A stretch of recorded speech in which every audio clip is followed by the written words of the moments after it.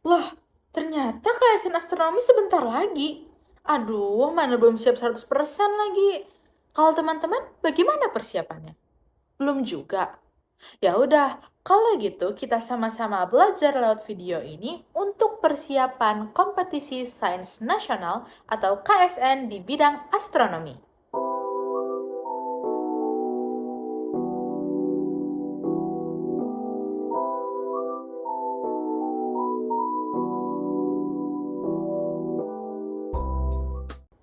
Assalamualaikum warahmatullahi wabarakatuh. Tabi pun, perkenalkan nama saya Alisa Davina Azahra dari SMA Negeri 2 Bandar Lampung. Bagaimana nih kabar teman-teman semua? Semoga kita selalu diberi kesehatan dan keberuntungan dari Tuhan Yang Maha Esa. Pada simulasi KSN Astronomi kali ini, kita akan membahas soal-soal KSN Astronomi paket 11 dari pelatihan online ALC Indonesia Road to KSN 2021. Sebelum itu, mari kita mulai pembelajaran hari ini dengan membaca doa terlebih dahulu. Bismillahirrahmanirrahim. Rabbi zidni ilma warzuqni fahma waj'alni minas solihin. Amin ya rabbal alamin.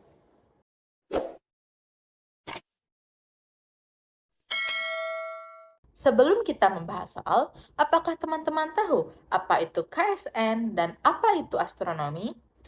KSN atau Kompetisi Sains Nasional Bidang Astronomi merupakan salah satu cabang kompetisi yang diadakan dalam rangkaian kompetisi sains nasional yang ditujukan untuk siswa SMA atau MA di seluruh Indonesia. Kompetisi ini bertujuan untuk menguji kemampuan dan pengetahuan siswa dalam bidang astronomi, mulai dari pemahaman dasar hingga konsep-konsep yang lebih kompleks. Astronomi adalah ilmu yang mempelajari alam semesta, termasuk benda-benda langit seperti bintang, planet, galaksi, dan nebula, serta fenomena alam seperti supernova dan radiasi kosmik. Ilmu ini menggunakan pengamatan, permodelan, dan analisis data untuk memahami alam semesta dan proses-proses yang terjadi di dalamnya. Astronomi membahas beberapa poin penting, di antaranya: 1. Objek studi. Astronomi mencakup berbagai objek langit, mulai dari yang dekat seperti matahari dan bulan, hingga yang jauh seperti galaksi yang berjarak miliaran tahun cahaya. 2. Metode. Astronomi menggunakan metode bervariasi, permodelan, dan analisis data untuk memahami alam semesta. 3. Cabang-cabang. Astronomi memiliki beberapa cabang, seperti astronomi observasional atau yang mengamati benda langit, dan astronomi teoritis atau yang mengembangkan model dan teori tentang alam semesta.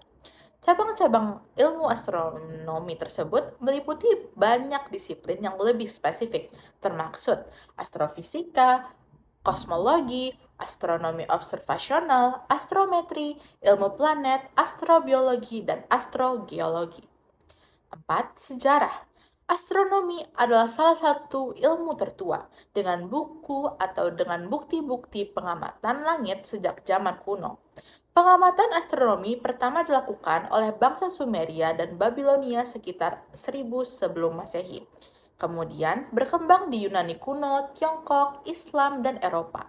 Astronomi modern dengan teleskop dan teknologi lain memungkinkan pengamatan benda langit yang lebih jauh dan lebih detail, serta pemahaman tentang alam semesta yang lebih komprehensif. Kelima, tujuan. Tujuan astronomi adalah untuk memahami asal-usul, struktur, dan evolusi alam semesta. Oke, sebelum kita mulai ke soal yang pertama, di sini aku akan menunjukkan beberapa daftar konstanta yang dimuat di tabel berikut, dan teman-teman bisa pause dulu videonya untuk melihat secara rinci bagaimana sih atau apa saja sih daftar-daftar konstanta tersebut.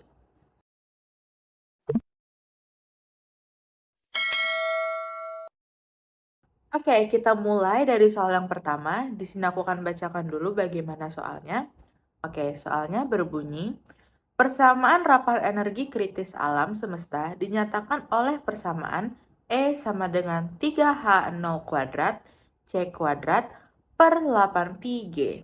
di mana C adalah kecepatan cahaya, G adalah konstanta gravitasi alam, dan H0 adalah konstanta Hubble. Lalu untuk pertanyaannya sendiri adalah, apakah satuan dari H0 dalam satuan SI? Oke, untuk menjawab soal pertama ini, kita memerlukan beberapa data dari daftar konstanta yang sebelumnya sudah saya tunjukkan. Di mana kita ketahui bahwa satuan G adalah NKG pangkat min 2, M pangkat 2. Untuk satuan C adalah M per S pangkat min 1. Sedangkan untuk E, satuannya adalah J per M pangkat 3. Nah, untuk E ini sendiri adalah rapat energi. Maka, jika kita kerjakan sesuai rumus yang disebutkan dalam soal, jawabannya adalah S pangkat min 1. Atau bisa ditulis juga dengan tulisan 1 per S. Di mana untuk soal ini, jawaban yang paling tepat adalah jawaban yang A. Selanjutnya, untuk soal nomor 2 berbunyi, dari sebuah pengamatan sebuah bintang di observatorium, didapatkan data sebagai berikut. Dengan ketinggian 50 derajat, maka magnitudonya sama dengan 0,9. Dengan ketinggian 35 derajat, maka magnitudonya 0,98. Dengan ketinggian 25 derajat, magnitudonya adalah 1,07. Dan ketinggian 20 derajat, magnitudonya adalah 1,17. Untuk pertanyaan dari soal nomor 2 ini sendiri adalah, tentukan magnitudo intrinsik dari bintang tersebut. Oke, untuk menjawab soal nomor 2 ini, kita harus mengubah alfa menjadi Z dengan persamaan Z sama dengan 90 dikurang alfa. Lalu persamaan M dikurang M0 sama dengan 1,086 T0 sekant Z. Nah, dari data yang kita gunakan, kita akan menggunakan data 1 dan 2 untuk mencari M0-nya dengan cara mengeliminasi M0-nya terlebih dahulu. Jadi kita nanti akan mengetahui antara sekant Z ataupun T0. Untuk tahu yang mana akan kita dapat, maka kita akan kerjakan terlebih dahulu. Jadi, kita akan tulis di kertas kita, yaitu M1 dikurang M0 sama dengan 1,086 T0 sekant Z1. Lalu di bawahnya kita tulis lagi M2 dikurang M0 sama dengan 1,086 sekant Z2. Jika kita eliminasi untuk menghilangkan M0-nya, maka persamaan baru yang terbentuk berbunyi M1 dikurang M2 sama dengan 1,086 T0 dalam kurung sekant Z1 dikurang sekant Z2. Nah, di sini kita ketahui M1-nya tadi adalah 0,9. Sedangkan untuk M2-nya adalah 0,98.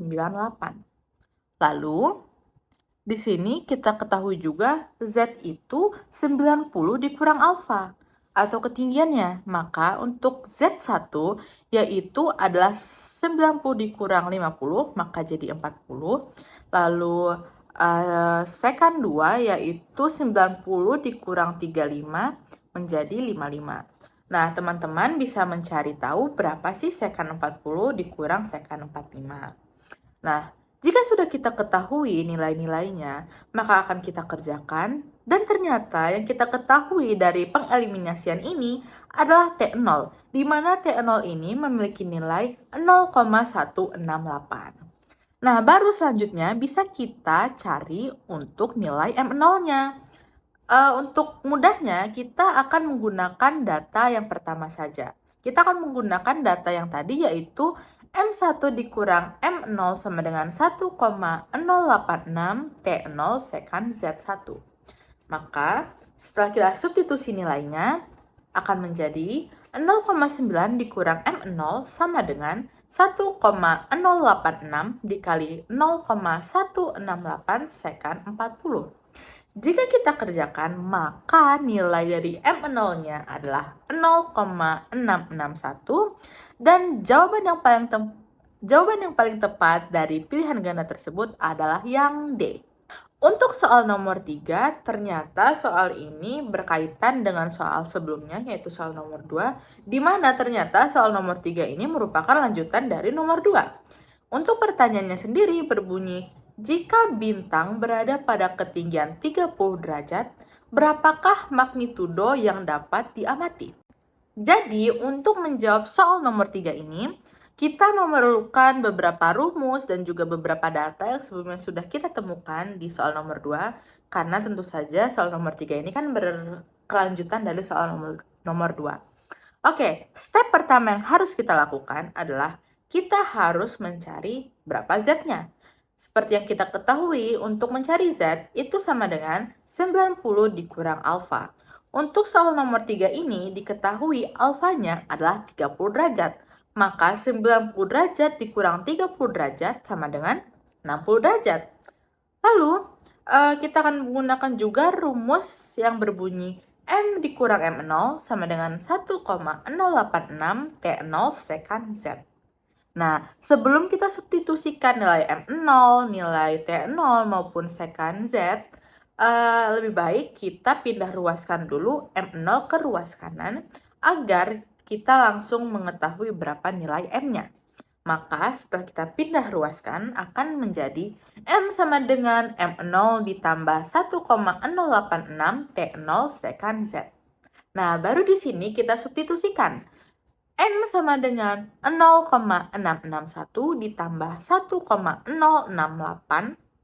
Maaf, M sama dengan 0,661 ditambah 1,086 dikali 0,168 sekant 60. Maka untuk jawaban soal nomor 3 ini, atau M-nya adalah 1,026, dan kunci jawaban yang paling tepat adalah yang E. Oke, kita lanjut soal nomor 4. Soalnya berbunyi, sebuah bintang diamati dengan menggunakan filter R dan diperoleh magnitude 13. Bintang tersebut diamati dengan menggunakan teleskop dengan ukuran 7M dengan efisiensi 50%. Pertanyaannya adalah, berapakah foton yang diterima setiap jamnya? Nah, untuk soal nomor 4 ini, energi yang didapatkan dari bintang tersebut, kita akan menggunakan data dari filter R-nya saja. Dengan rumus ataupun persamaan, M bintang dikurang M0 sama dengan min 2,5 log E bintang per E0. Nah, di sini bisa kita substitusikan nilai-nilai yang sebelumnya kita ketahui, yaitu M bintang, M0, dan juga E0. Maka setelah kita substitusikan, akan berbunyi 13 dikurang 0 sama dengan min 2,5 log E bintang per 3080 Gen Sky. Nah, di sini kita melihat bahwa yang akan kita cari atau akan kita temukan dari persamaan ini adalah E bintang. Maka dari itu, kita akan pindah ruaskan si min 2,5 log ini ke ruas sebelah kiri. Nah, jadi setelah kita pindah ruaskan, maka nilainya akan menjadi 6,31 kali 10 pangkat 6.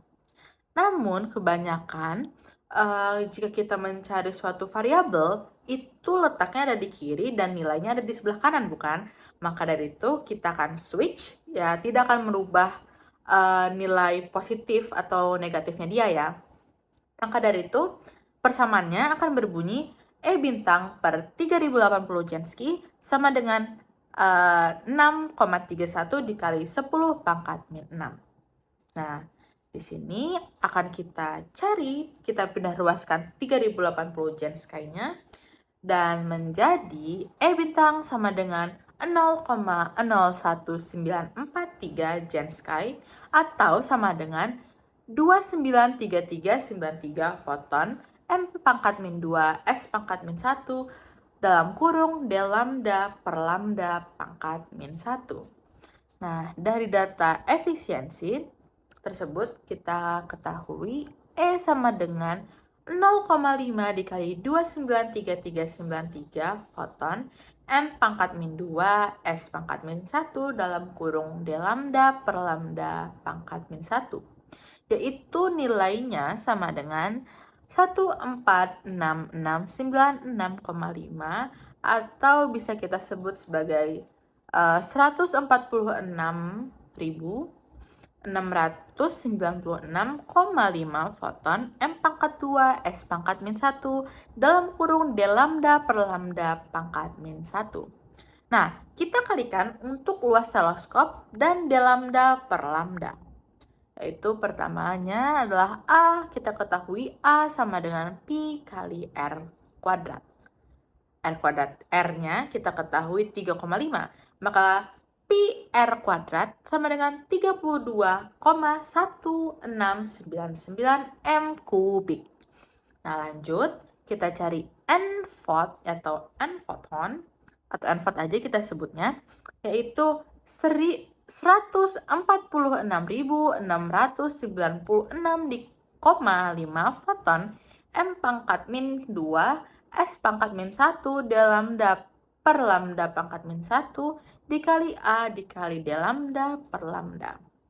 Di sini akan kita substitusikan nilainya menjadi 146.696,5 foton M pangkat 2 S pangkat min 1 dalam kurung D lambda per lambda pangkat min 1 dikali 32,1699 M kubik dikali 0,23. Maka N voltnya adalah 1.085.419 foton S pangkat min 1.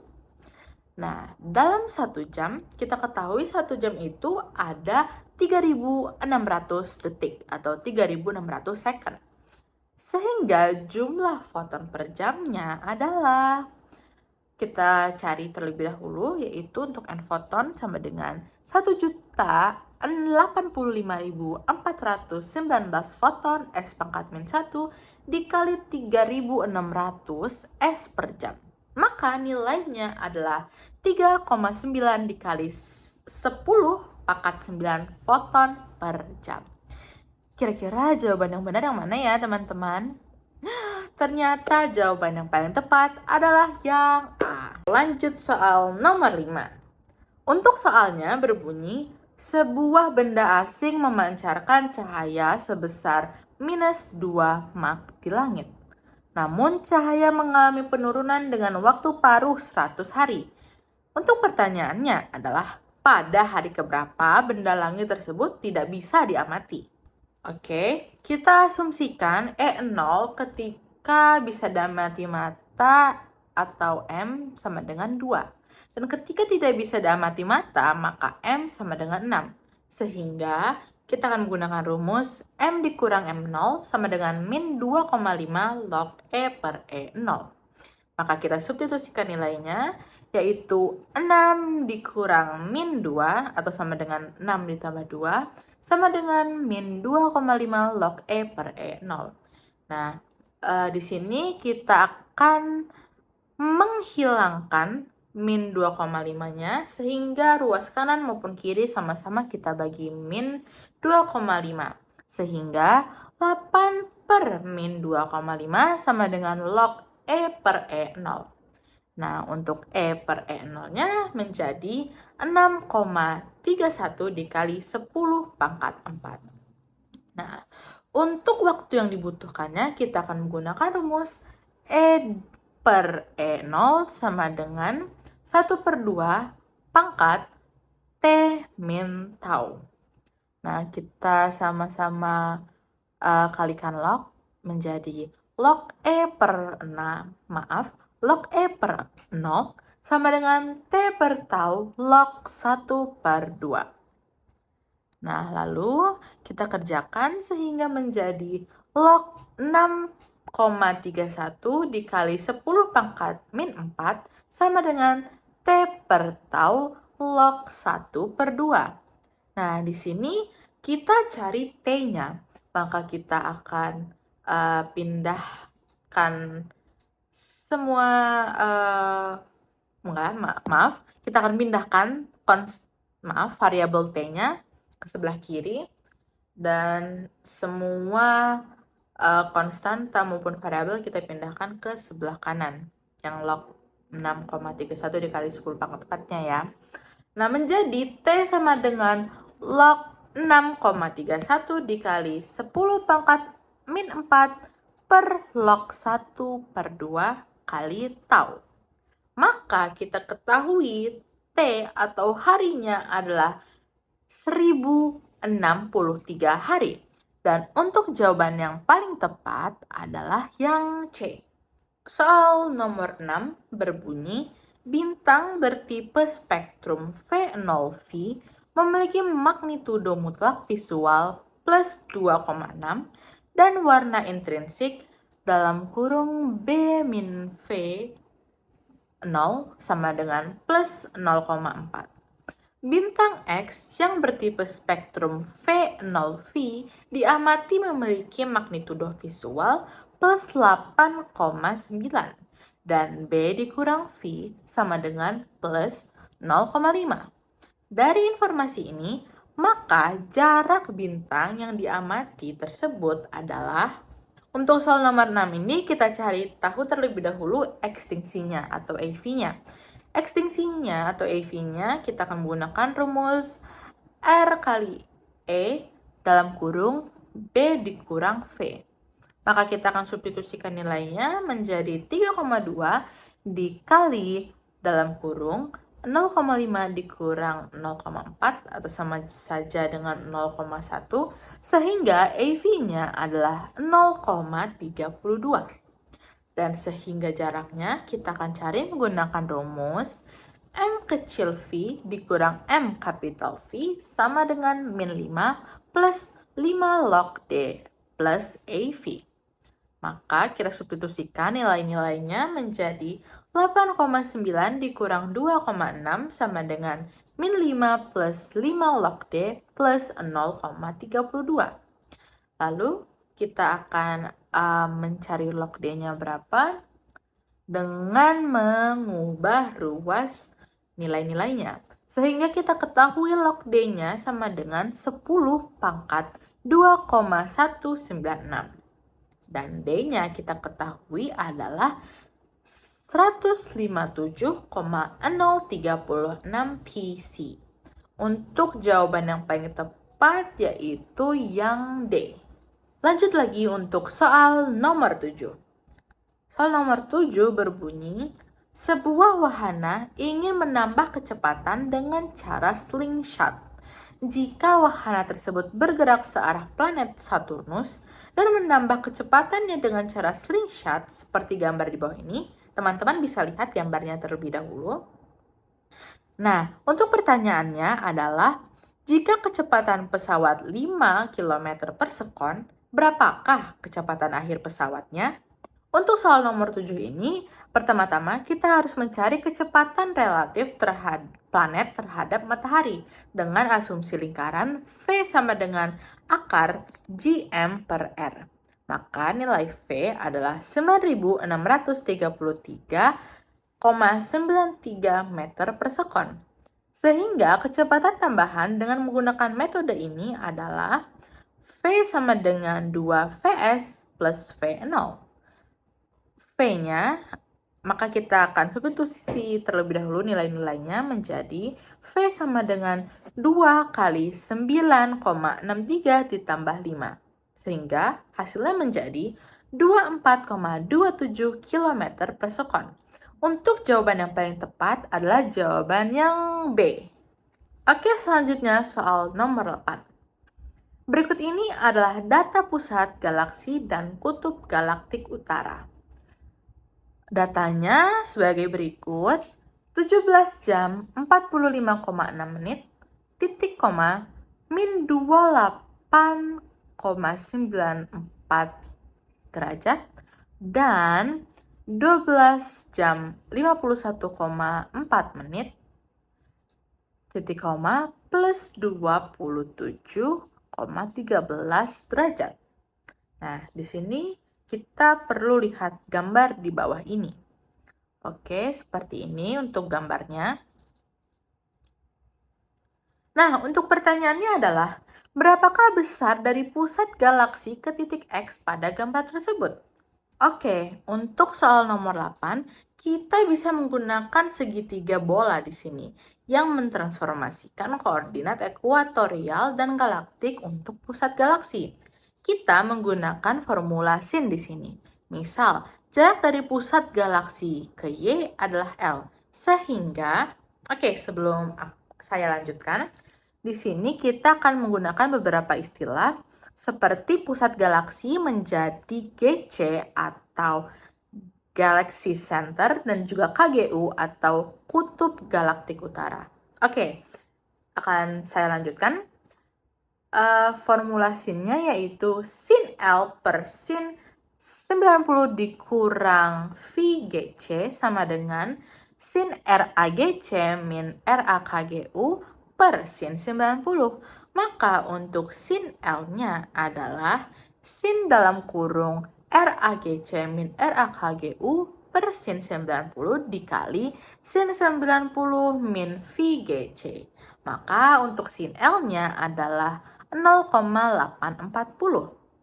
Nah, L di sini bisa saja 57,169 atau 122,831. Nah, untuk nilai L ini kita pilih yang 122,831. Dan jawaban atau pilihan jawaban yang paling tepat adalah yang D.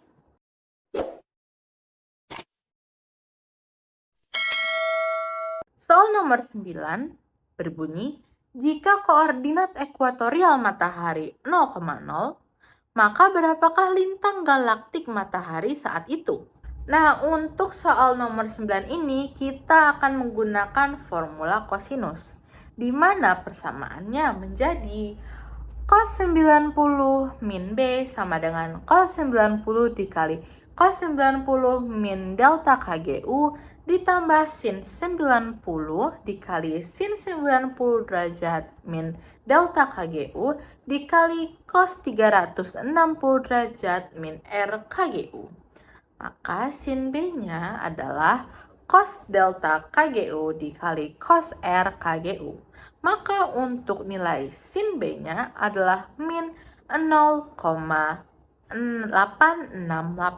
Sehingga untuk nilai B-nya adalah min 60,23 derajat. Nah, untuk jawaban yang paling tepat adalah yang E. Selanjutnya soal nomor 10. Teleskop radio di Yunnan Observatory dan teleskop radio di Purwakarta akan dibuat sistem VLBI atau Very Long Baseline Interferometry. Jika kedua teleskop tersebut mengamati di panjang gelombang 21 cm, apakah sistem VLBI tersebut bisa digunakan untuk mengamati black hole atau BH dengan massa 17 kali 10 pangkat 9 m sun dan jarak 73 mpc. Untuk soal nomor 10, maka kita cari terlebih dahulu baseline-nya. Cos D sama dengan cos 90 derajat min VY dikali cos 90 derajat min VP plus sin 90 derajat min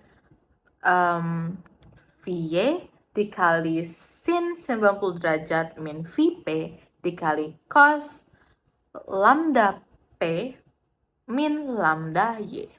Nah, maka untuk nilai cos D-nya adalah 0,8489987. Maka dari itu nilai D-nya adalah 31,897 derajat.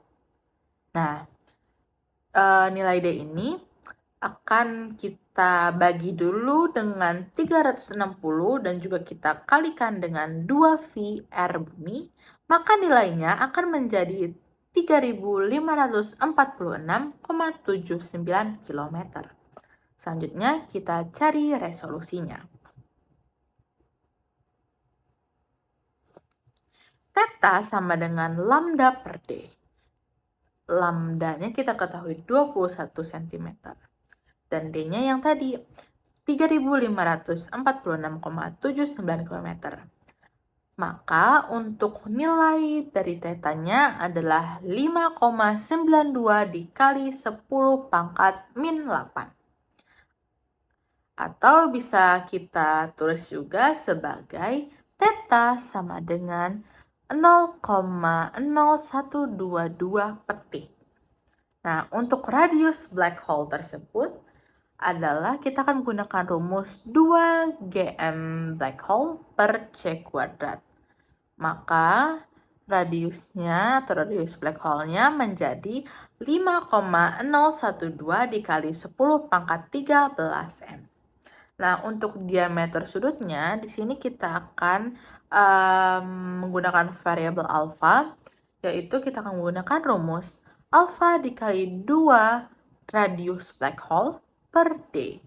Radius black hole-nya tadi kita ketahui 5,012 dikali 10 pangkat 3M, lalu kita kalikan 2, lalu kita bagi dengan nilai D-nya yaitu 3.546,79 km, maka diameter sudutnya menjadi 8,81696, alfanya menjadi 8,816 dikali 10 pangkat min 6 petik. Nah, pertanyaannya tadi, apakah sistem FLB tersebut bisa digunakan untuk mengamati black hole dengan massa yang sudah ditentukan? Maka untuk jawabannya, pH maksud saya, atau bisa juga disebut black hole, itu tidak dapat diamati dengan menggunakan sistem FLBI karena alfanya melebihi nilai theta. Maaf, karena nilai alfanya lebih kecil dari nilai tetanya, sehingga black hole tidak dapat diamati dengan FLBI. Maka kita lihat terlebih dahulu untuk jawaban yang paling tepat adalah jawaban yang E.